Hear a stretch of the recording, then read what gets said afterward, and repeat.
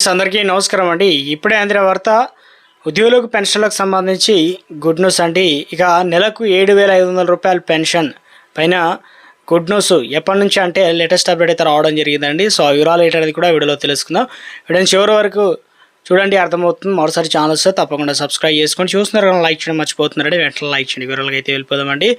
So ముఖ్యంగా చూసుకున్నట్లయితే PF ఖాతాదారులకు సంబంధించి భారీ గుడ్ న్యూస్ అయితే వచ్చిందనమాట. ఎందుకంటే 11 ఏళ్ల తర్వాత భారీ పెన్షన్గా పెరగబోతుందనమాట.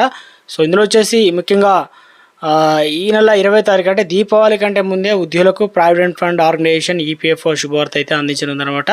సో ఏం చెప్తున్నారు ఏంటంటే అత్యున్నత నిర్ణయాధికారం సంస్థ central board of trustee CBT October 10 తారీఖు అంటే 11 తేదీల్లో బెంగళూరులో సమావేశం అయితే కానుంది. మనకు రానున్న 10-11 తారీఖుల్లో నివేదికల ప్రకారం కనీసం పెన్షన్ అనేది ఇప్పుడు 1000 రూపాయల నుంచి 2,500కు పెంచే ప్రతిపాదన పైన ఈ సమావేశంలో అయితే మాట్లాడున్నారనమాట. నిర్ణయం అయితే తీసుకొని ఉన్నారనమాట. ఇందుకు సంబంధించి అంటే ముఖ్యంగా చూసుకున్నట్లయితే 11 ఏళ్ల తర్వాత పెరగనున్న కనీస పెన్షన్, ఇప్పుడు వస్తున్న పెన్షన్ చాలా తక్కువ మొత్తంలో ఉంది. ఇక ఏదైతే ఈపీఎఫ్ఓ కింద ఉద్యోగుల పెన్షన్లకు సంబంధించి ఈపీఎఫ్ అంటే ఈపీఎస్ 95 కనీస పెన్షన్ అనేది ప్రస్తుతం నెలకు 1000 రూపాయలుగా ఉందన్నమాట. కానీ 2014లో ఈ పెన్షన్ మొత్తాన్ని అయితే ఇలా ఇవ్వాలని చెప్పేసి నిర్ణయించారు. అప్పటి నుంచి ఇప్పటివరకు దాదాపు 11 సంవత్సరాలు అవుతున్నా కూడా మొత్తం పెన్షన్ అనేది మారలేదన్నమాట. సేమ్ అదే విధంగా కొనసాగుతుంది. కానీ రేట్లు అనేది విపరీతంగా పెరుగుతుంది.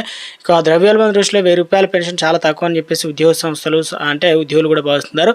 ఇక ఉద్యోగ పెన్షన్ అనేది ఈపీఎఫ్ఎస్ అనగా పెన్షన్ మొత్తాన్ని కూడా 7,500కు పెంచాలని చెప్పేసి ట్రేడ్ యూనియన్లు, పెన్షన్లు, వివిధ సంఘాలు చాలా కాలం నుంచి డిమాండ్ చేయడం జరుగుతుంది. ఇక సిబిటి పెన్షన్ 7.5 రేట్లు పెంచకపోవచ్చు అని చెప్పేసి అంచనా వేస్తున్నారు. దీనికి బదులుగా 1000 రూపాయల నుంచి 2,500కు పెంచే అవకాశాలు ఉందని చెప్పేసి సూచిస్తున్నారు అనమాట. సో ఈపీఎఫ్ పెన్షన్ ఎలా నిర్ణయిస్తారన్న దానిపైన కూడా ఒక పెన్షన్ సంబంధించి ఫిక్స్డ్ డిపాజిట్ ఫార్ములా లెక్కిస్తారు. Pension is equal to pension జీతం ఇంటూ పెన్షన్ సర్వీసు బై 70 అనేది ఈ రకంగా క్యాలిక్యులేట్ అయితే చేస్తారనమాట. సో ఇక పెన్షన్ పొందేందుకు జీతం అంటే గత 60 నెలల్లో సర్వీస్లో సగటు ప్రాథమిక జీతం ప్లస్ డిఏ ప్లస్ 15,000 పరిమితి. సో ఇక ఇందుకు సంబంధించి చూసుకున్నట్లయితే పెన్షన్ పొందేందుకు సర్వీసు అంటే ఏంటిదంటే ఇలాంటి ఎంత అంటే మొత్తం సర్వీసు సంవత్సరాలు 6 నెలలు లేదా అంతకంటే ఎక్కువగా ఉన్నప్పుడు కానీ పెన్షన్ అర్హత కోసం కనీసం ఎన్ని సంవత్సరాలు అంటే 10 సంవత్సరాల సర్వీసులు అయితే ఉండాలి.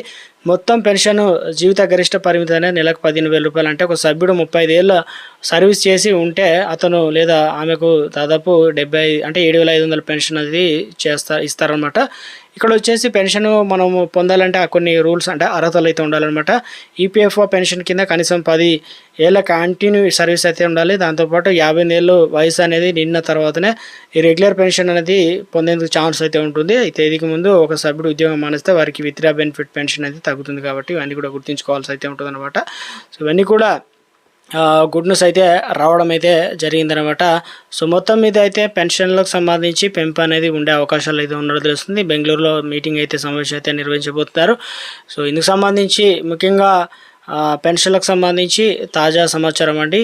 ప్రభుత్వం నుంచి ఎప్పటికప్పుడు ఏ చిన్న అప్డేట్ వచ్చినా తెలియడం జరుగుతుందండి. చూస్తున్న ప్రతి ఒక్కరు లైక్ చేసి ఛానల్ సబ్స్క్రైబ్ సపోర్ట్ చేయండి. Thanks for